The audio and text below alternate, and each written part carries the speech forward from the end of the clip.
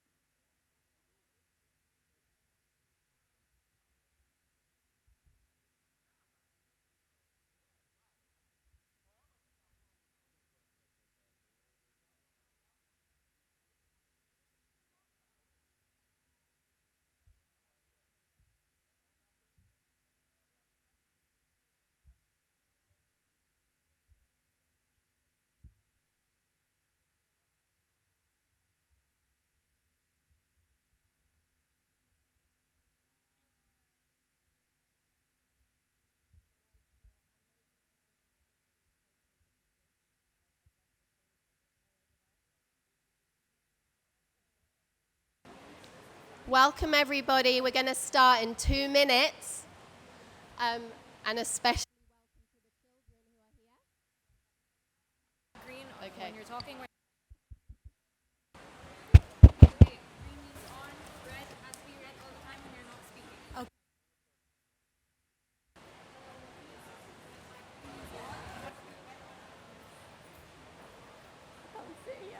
Before the session ends, with 5 minutes, I will signal 5 from each Okay. of these sides, and then 2, and then 0 means the press conference ends. I Okay. can have my text just in case I'm Of course. You want to stay? No? Okay.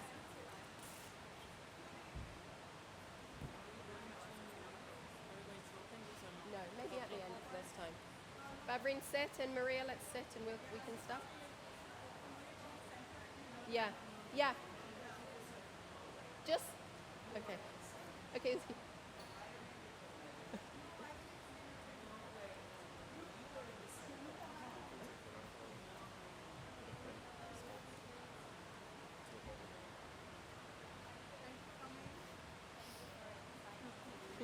Do you have a chair? We need a chair for... Oh, I can sit there.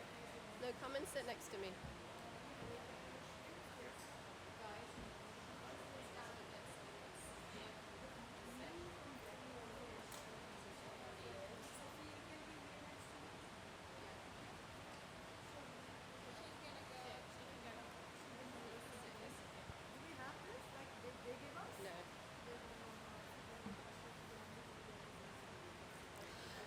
Okay, welcome everybody to the Kids First press conference and campaign launch. I'm Maria Neira and I'm the co-director with Our Kids Climate. Before we start, can all the children in the room please do this? Where are the kids? And everyone please give a round of applause to the brave children who have come to COP27. Woo!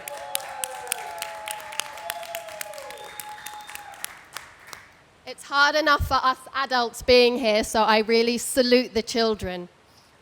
We, Our Kids Climate, and Parents for Future Global are a network of mothers, of fathers, of grandparents, of aunties and uncles, and quite frankly, our hearts are breaking because it is the world's children who have done nothing to cause the climate crisis who are bearing the brunt of it. And that for us is such a grave injustice, that the children are on the front lines, and especially those children from the global south, from the countries who have done the least to cause carbon pollution.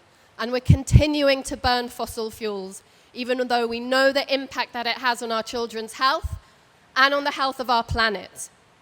So today you're going to hear from mothers from all around the world, and also from very brave Sophia from Dominican Republic. Woo! Go Sophia! And we're also going to screen a beautiful film which has been such a labor of love, which captures children's voices from around the world.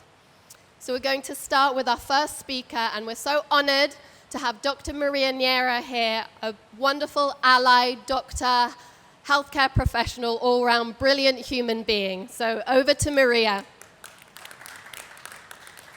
Thank you so much, and the honor is mine. I mean, we have been fighting for a long time at the World Health Organization to make sure that people understand the connection between pollution, climate change, and our health. And today, if you go to the health pavilion, you will see a sculpture representing our lungs, because we want to make sure that everybody understands that the lungs are really at the center of this lack of action or a lot of action. When the lungs are affected by the pollution, we have 7 million premature deaths every year. But when those lungs are the lungs of the kids, that is particularly painful. There is nothing that will generate you more anxiety, more stress, than see a child with an asthma case. I used to be a medical doctor, a physician by training, operating in very difficult situations, and nothing has caused me more stress than see a child suffering a very acute case of asthma. The thing is that we can treat asthma, fine, but what is the point of treating asthma if we send the child back to a very polluted environment?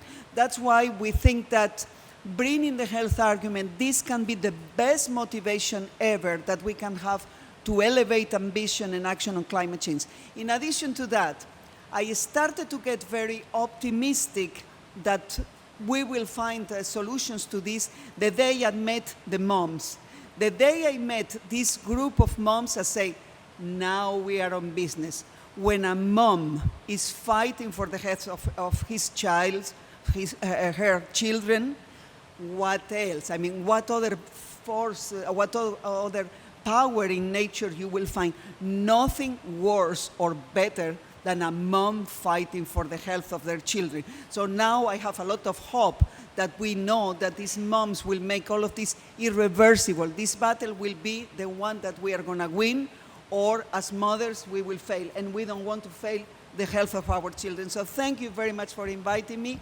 Thank you very much for putting the kids at center to remind all of us the urgency of this, the level of ambition we need to raise, and the speed. Thank you very much again. And bravo for what you are doing. Bravo. Thank you so much, Maria. It's true. Don't mess with a lioness. That's what we like to say.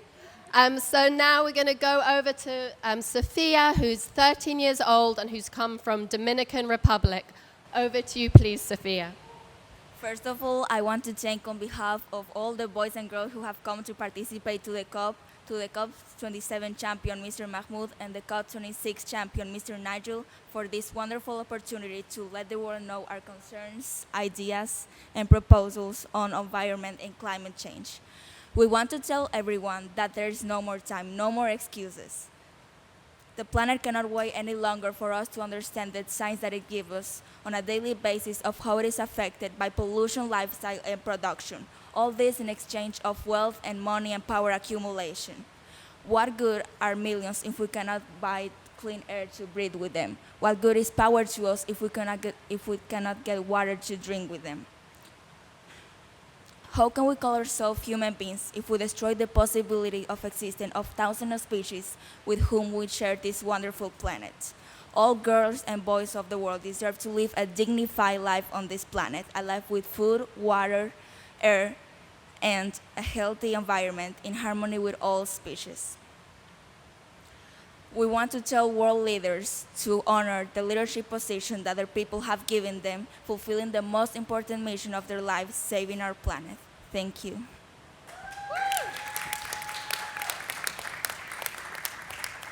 Now we're going to watch. Can you hear me? Now we're going to watch a film that we produced especially for COP. It's children's voices from around the world. Please, for these 5 minutes, don't go on Twitter, don't go on social media, and just let the voices of these children enter your heart. If the technology is with us, it should start.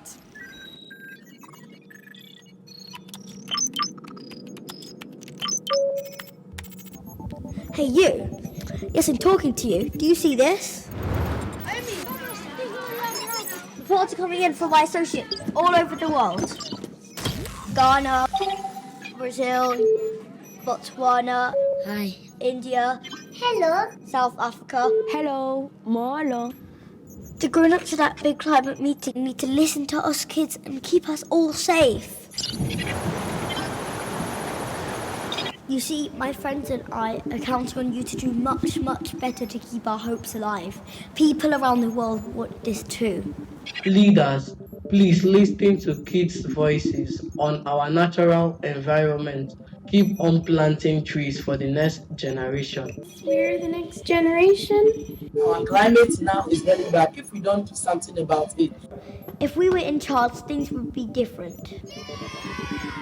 Friends, we're sending in the dreams. Me llamo Lea. Tengo 3 años. Me gustan las catarinas. I dream the world to be like very beautiful green trees, many animals, and there is clean and shiny water, and we can drink it very nicely. I wish for a world where there's fresh food, fresh fruits, fresh water, and also I wish for a world where there's fresh air to breathe in.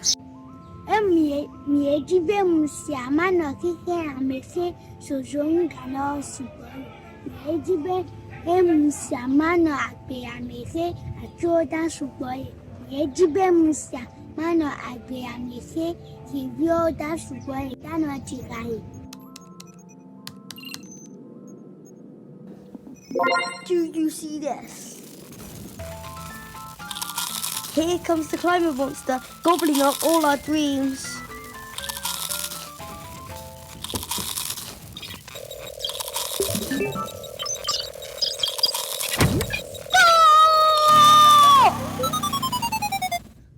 We have a message for you. Na verdade, a minha maior angústia é literalmente não saber o que o mundo vai ser. Tipo, eu tenho medo que o mundo possa ser péssimo, com várias espécies não conseguindo sobreviver daqui 50 anos, mas, de certo modo, eu ainda tenho, no fundo, alguma certa esperança na humanidade, de que as coisas não vão ser assim. Lately, I've noticed that it's very hot in Chennai, and there are many unseasonal floods in Bangalore, and there are forest fires all over the world almost every day. And this is actually becoming scary and serious, and we need to put an end to this. Mi sede kan disramisize because mi first stay like the small islands in the Pacific. So if we found a fixing problem like climate change, by one day, but for no got any place for stay. I'm sending you this message because of all the bad things that have happened, like the drought, the rainbow lorikeets dying, the snow gums, and the bushfires. We could have stopped that if we had our eyes opened, and you can still stop that. I challenge you to change the world now, and we will follow in your footsteps. Natural disasters affect marginalized communities the most. Because of floods, adults can't be able to go to work, and it also affects us as the youth. We can't be able to go to school. Without an education, we can't achieve our dreams. So world leaders need to put the dreams of these children first and allow the children to grow up in a clean environment where they can breathe clean air, enjoy nature, and fulfill their dreams. World leaders, we really need your help. There is only one Earth. Kids first, not profit. Leaders, listen to us children, please. Put kids first. Didn't you get the memo? Put the kids first.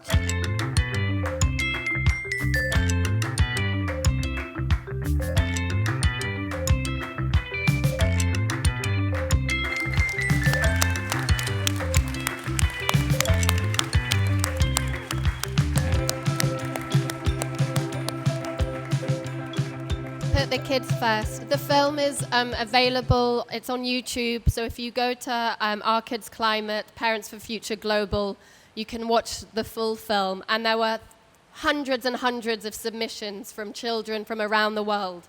We couldn't put them all into the film, but we'll put them on social media. We have to get their voices out there. So without further ado, I'm going to hand over to Oli Fuyani from Our Kids Climate and Black Girls Rising, who also featured in that film.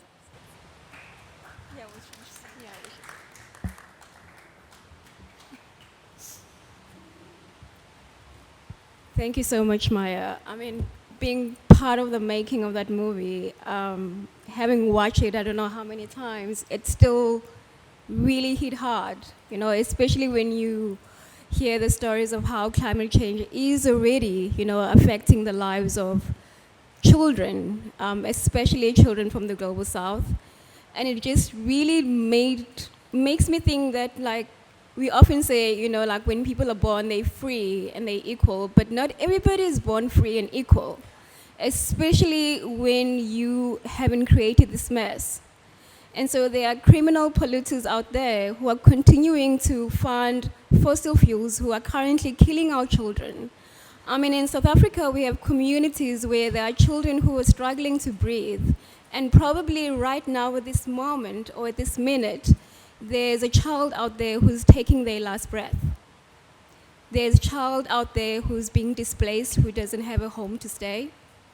There's a family who's probably have no idea where they're going to sleep because they've been displaced due to natural disasters. And therefore, we really urge the leaders to really put the rights of the kids in the forefront of action. I mean, we keep saying that we have time. We do not have time. I mean, the clock is no longer ticking. It has exploded already because we are currently seeing the effects. It's no longer about now. It's about yesterday. I mean, we as adults, we have a responsibility to really uphold the future of these children sitting here. I mean, when I was the age of Sophia, I was not even thinking about climate change. I was living my life playing in the streets, chasing butterflies.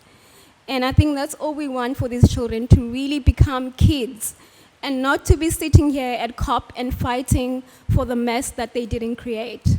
Because it's us, the adult, that has created that mess.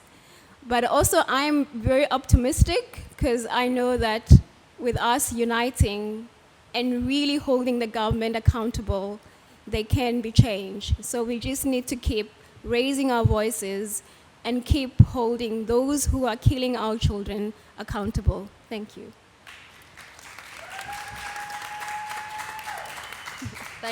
Thank you, Oli. We're going to go now to Bavreen Kandari of Warrior Mums in India. She's just come from India where the air pollution is so hazardous. Please, Bavreen, tell us more about that.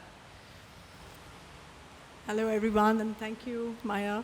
And Dr. Maria, of course, she's truly an inspiration for us, at least somebody who's taken our voices forward. I am here from the most polluted city of the world, and even as I just came here, it was the AQI was in the most severe that we can see, that you can't even measure above 999. It was in that stage. The schools were shut down.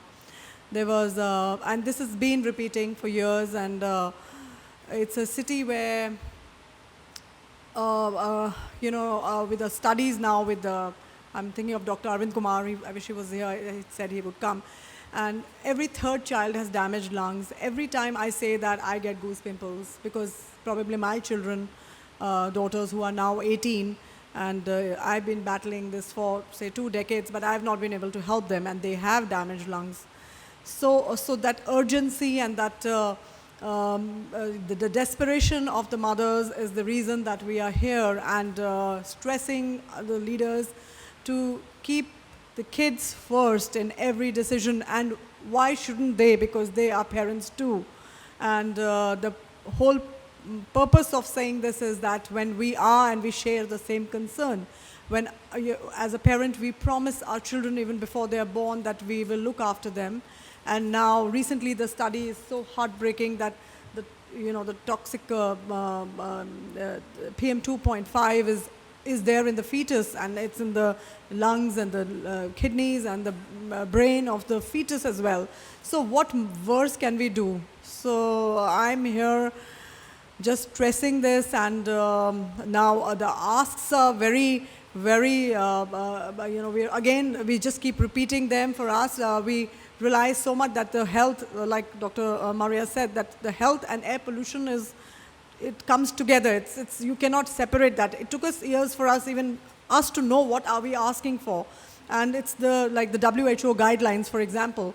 We still don't have the revised, they haven't updated the revised version in my country, considering that we have the largest number of polluted cities in my country. So, we keep asking, we keep doing campaigns, we're writing legal letters. Should that be the case where children are literally choking or their future is getting damaged? So this is something that all the governments all over the world have to understand, that they have to prioritize health. And for whatever reasons, I'm here for air pollution, but it could be any reason. That is what is going to give us a brilliant economy, and you could save your trillions of dollars. And I used to always say 7 million people died. It's not even 7 now, it's close to 8 million people and died. But Dr. Maria corrected us at one point, and that was something I've learned that, no, we will be able to save those 8 million lives if we follow the guidelines. The fossil fuels have to go. Countries like mine, it's difficult. They are, talking of not phase out and phase down. We understand the challenge, but there's nothing a bigger challenge to see a lung cancer report for your child in your hands. I just hate to say that, and I don't know how many of us will have to be doing that, and it's not acceptable to anyone. So it must be prioritized, and we have to all work together, and that's why these parents have the strength, and we will all speak up. And I am the voice for a lot of mothers from my country and who are also looking for this desperate need of clean air. Thank you. So from India to Brazil to our very good friends at the Alana organization. Thank you, Alana, for all of your support. And to Lais Fleury, who is a child rights expert and also a mom. All over the world, because kids, they represent 1/3 of the population of the world, and they are the most vulnerable and bad impacted by climate crisis. And in 2021, we had 1 billion of children and youth impacted by climate hazards, and these confirm how bad impacted they are by climate crisis. So we need urgent a cover decision for children at COP to incorporate their rights in climate change, in climate actions. This year we celebrate the 30th anniversary of UNFCCC, and has never ever had a decision that consider and protect children's rights. So we urgently need a children action plan to mainstream children's rights in all the mechanisms, procedures, and decisions of climate action. So we need to guarantee and give to children the future in the present. So let's fight to incorporate children's rights into climate action. Thank you.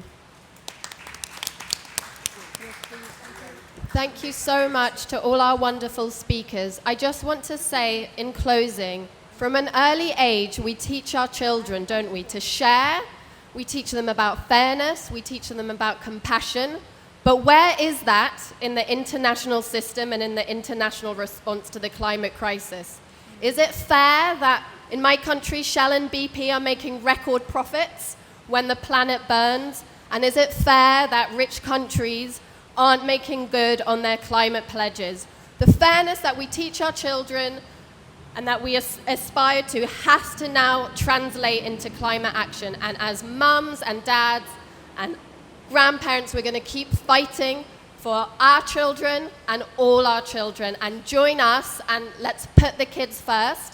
So children, kids, please come up. We're going to unveil the banner, and we're going to shout kids first and take some photos. So can all the kids, and also Juliana and Patience and the rest of the delegation, the mums and Alana, friends, please come up for some photos. Kids first.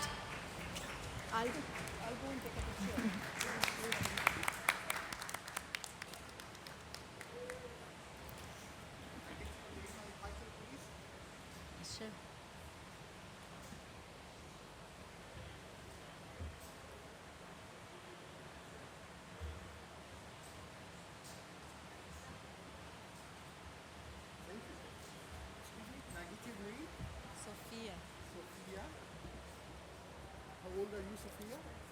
13, mashallah. Sophia, thank you.